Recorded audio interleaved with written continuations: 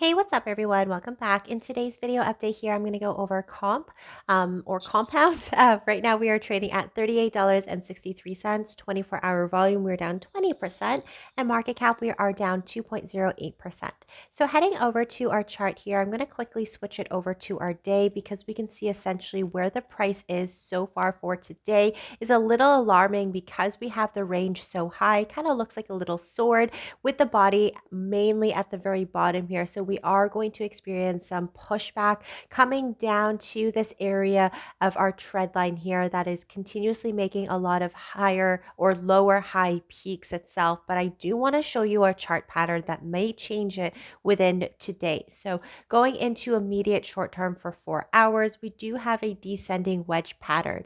And what a descending wedge means is that the price itself is continuously moving in a overall bullish side where we have the wicks at the very top here. So we're continuously making a lot of higher low peaks and a lot of lower low peaks as the market is going to correct itself. So when the consolidation happens at the end of a descending wedge, so consolidation is when the price moves sideways, the price is going to move up and retest the area of resistance, which is this trend line here, going back into a different area of resistance going before we entered into the wedge. So I'll kind of break it down here. So basically here, what we can see, this was an area of resistance multiple times before going into this descending wedge. This is going to be the prime area where the price needs to retest in this descending wedge. When the price retests this wedge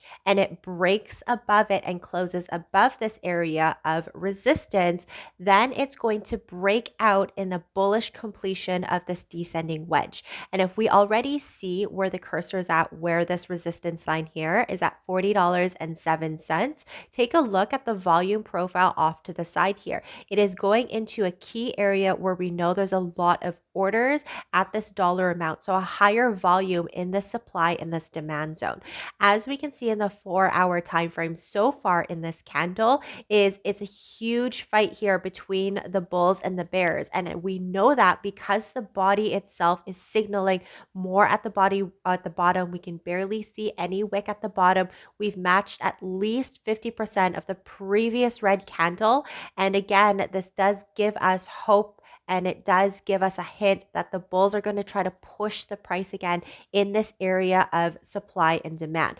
We are going to be considered as oversold here because we can see the RSI at 19% and 32% for our K and our D line. So when we see the D line, which is this, the K line, which is this white line, cross over above the pink line here, then it is going to trigger that buying opportunity. And that's what we need essentially down on this trend line. It's okay if the price continues to come down because it's only going to create, that accumulation phase or that area of opportunity to buy in. We do see this area here around or for an area of support at $37.73. So we could anticipate the price to drop down that low. However, the key thing here is to get back into this area of supply and demand using, again, our momentum. So if we do see the MACD indicator getting smaller in the histograms and getting lighter in that color,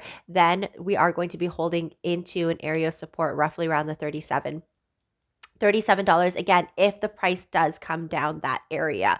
But essentially we are going to be breaking out here for compound as soon as we get into this dollar amount. So definitely let me know what you guys think down below in the comment section. Thank you so much for watching and I'll see you guys next time. Bye.